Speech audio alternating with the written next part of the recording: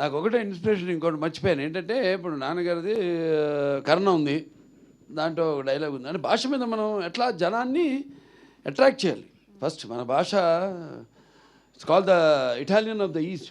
తెలుగు అనేది అంత సుమధురమైన భాష.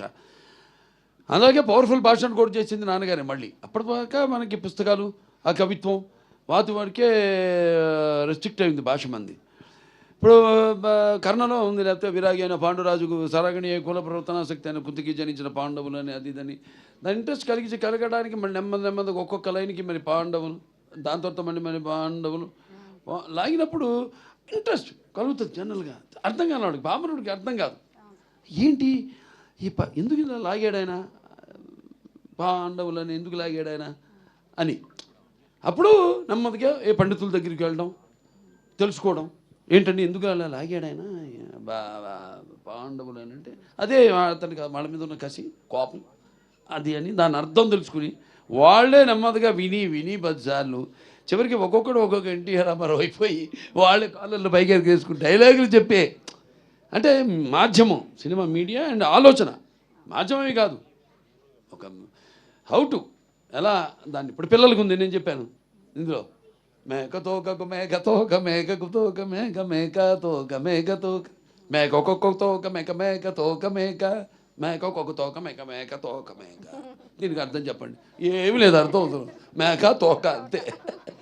అలా అంటే పాత సినిమాల్లో కూడా కొంచెం దోమగుత్తుకు వచ్చాను అని ఆడు భట్టుడు అడుగుతాడు అక్కినే నాగేశ్వరరావుని.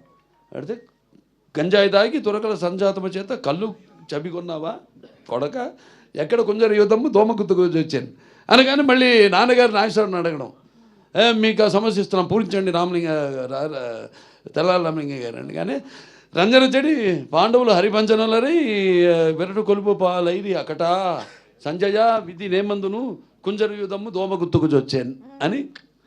భాషలో ఉన్న టంగ్ ట్విస్టర్స్ ఉన్న అర్థం ఎలా మార్చేసి, అయ్యా రామకృష్ణ నీ తలకి 2 వైపుల పదునేనయ్యా అంటారు నాన్నగారు.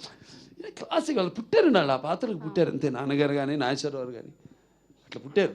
అలాగే ఈ పాత్రకి నాకు అవకాశం కలగడం అనేది నా ముందుగా బిడ్డగా పుట్టడం, తర్వాత నాకు అవకాశం రావడం హ్యాట్స్ ఆఫ్ టు మా నిర్మాత గారికి, మా డైరెక్టర్ సింగీత శ్రీనివాసరావు గారికి, ఎస్పి బాలసుబ్రహ్మణ్యం గారికి.